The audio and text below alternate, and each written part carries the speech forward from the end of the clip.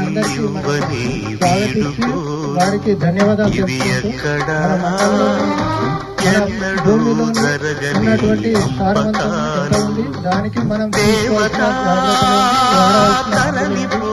అనేది మనం ఇక్కడ నేర్చుకోవడానికి అని చెప్పేసి మనకి ఇక్కడ ట్రైనింగ్ కూడా ఇవ్వడం జరిగింది.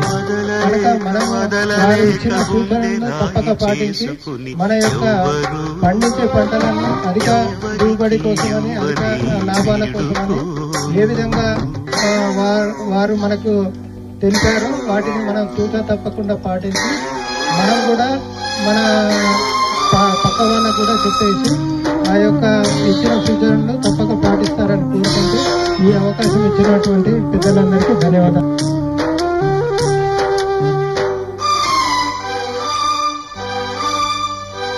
పసిబిడ్డగా పుట్టి కూతురై పెరిగి కోడలై భర్తకు భార్యయై బిడ్డకు తల్లియై ఇల్లాలిగా తల్లిగా తల్లికి తల్లిగా నవ్వును ఏడుపును కలిపి దిగమింగి ఇంటినే గుడి చేసిన దేవత సెలవిమ్మని అడిగితే